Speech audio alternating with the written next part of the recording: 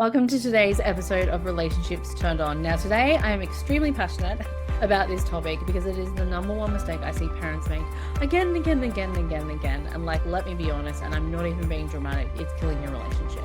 Parents, in the beginning, everything's great. We're all romantic, got an amazing sex life, great communication. We're having so much fun together. And then the first child comes along. Sometimes it's okay for some, and then the second comes.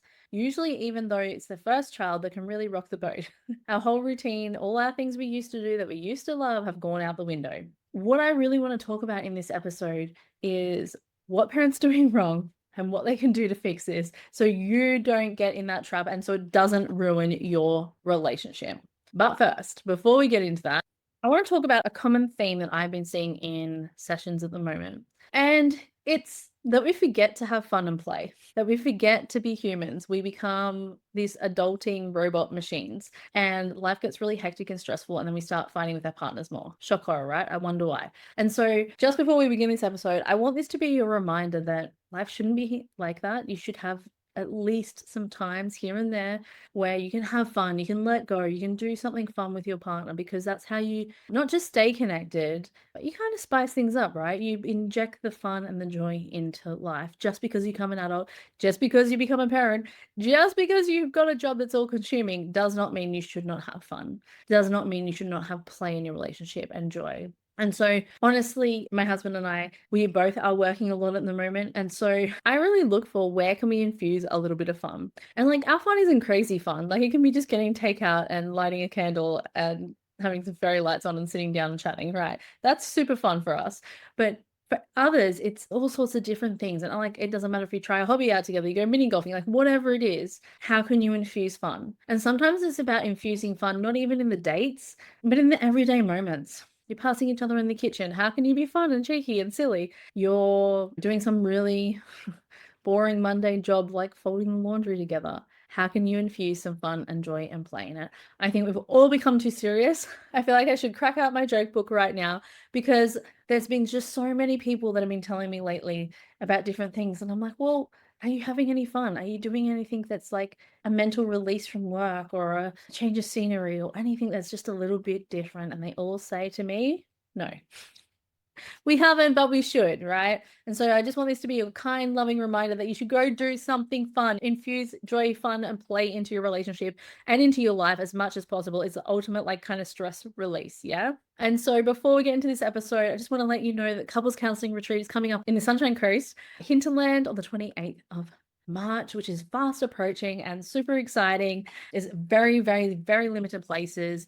And I will be closing applications to this very shortly. So go and have a look at all the details below. If you're not having fun, if you're not infusing play, there's no communication or sex life, or things just aren't quite right, or you need to nurture your relationship, this is for you. It is for couples at any level, at any stage. You can be the most amazing high-functioning couples. I have so many couples like that, and they just need a little bit of nurturing and a little bit of guidance on a couple of things that are sticking points in their relationships. And I've had couples on the other side of the fence where their relationship feels like it's failing, feels like it's falling down, to completely save their marriage. So go and check it out. You can save your marriage in 72 hours. Sounds huge, I know, but promise me, have a look and you'll see what I'm talking about. All right, today's episode, the number one thing that parents do that ruins their relationship. Here it is in a nutshell. I'm going to flesh this out a bit for you, but they put the kids first above everything.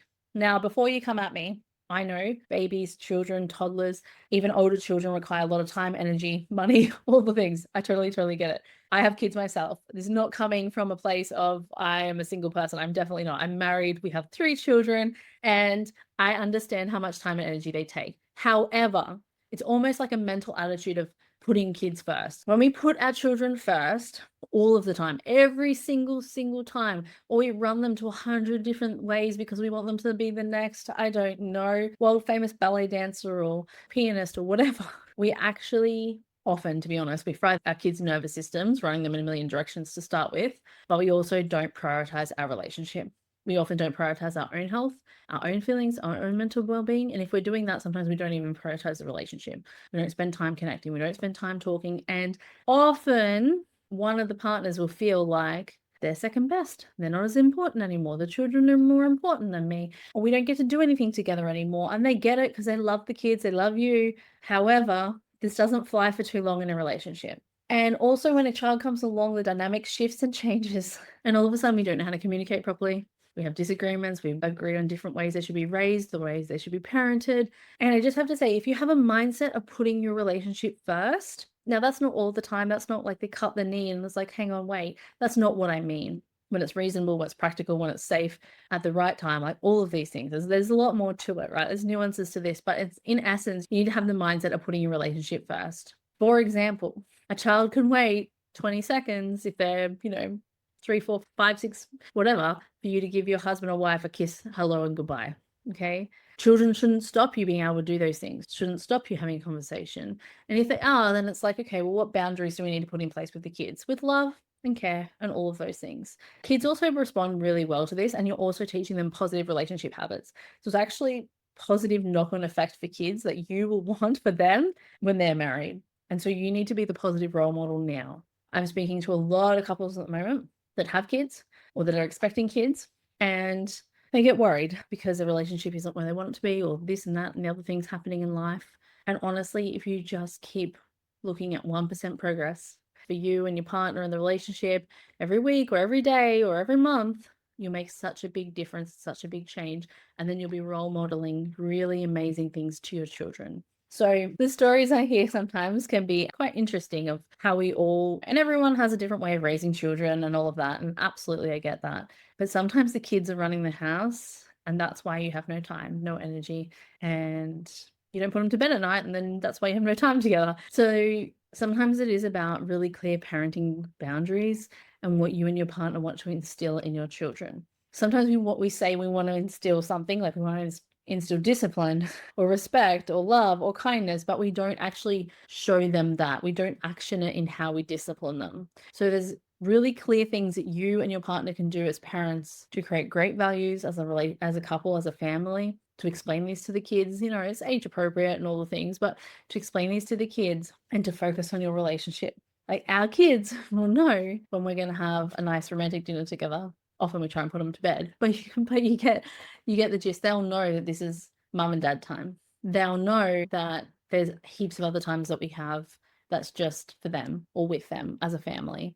And so it's not actually taking away from them. A lot of times they're paying attention. They're really paying attention to what people are actually doing. They're paying attention that, even if someone got cranky with someone, that they actually sat down and they resolved it. They notice, pick up, and take on board all of this. Mostly unconscious, especially at young ages, but you are literally hardwiring your children's brain right now for their relationship success or failures. I know that sounds harsh. I know that sounds like, what? But it's true.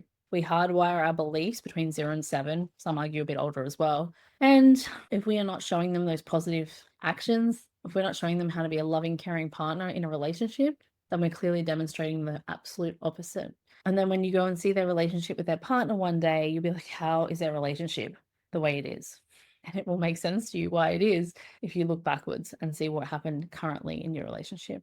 And so that's why I'm such a huge, advocate for couples to learn some skills, to understand one another, to create positive relationship habits, to keep them connected, even when life is hard.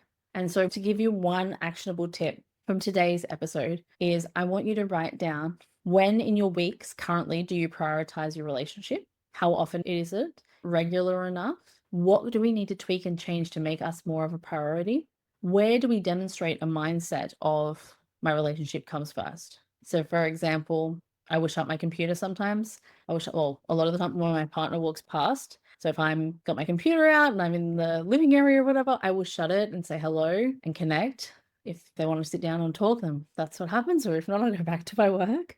And it's just small, tiny things like that. Where are we demonstrating that the relationship is the priority? Like certain times in the evening, it's like, no, you kids need to be asleep because you've had all the things, you've got all the things. This is our time now. It's the age appropriate bedtime and all the things. They've had their dinner, they've had their showers, they've had all time with us, they've had everything.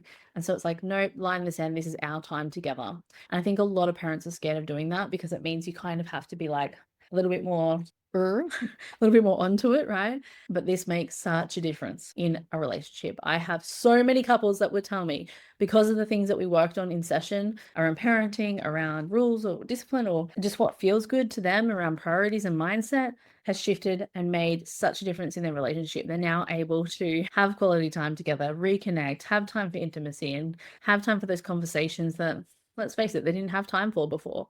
So it's not always about the time, it's about the mindset, the priorities, and then how that looks in your calendar and how we get that in place. And there's a lot to the implementation part too, because life is busy and we need to be able to do these things without having to remember everything, because we're not going to retain it all in our head. There's too much information coming at us, too much stuff going on. So it's really important to get this in place. So I'd love for you to go, you can even go back and do that exercise with the questions that I said, write down the answers and get super, super clear on where you're prioritizing your relationship or where you're prioritizing the kids above the relationship. Now, sometimes it's okay because it's needed, right? Baby's crying, needs feeding. Of course, that's going to be the priority. But that doesn't mean you can't have a conversation once the baby's settled with your partner while you're feeding. So there's so many different options. There's so many different ways this can look. And I just want you to sit down with those questions and really think it through. Thank you so much for listening. If you enjoyed this episode, please subscribe or share it with a loved one. Thank you. I appreciate every single listener, and I love reading your reviews or your thoughts on the episode. So please, please let me know. I love it to be a two-way conversation, not just a one-way street.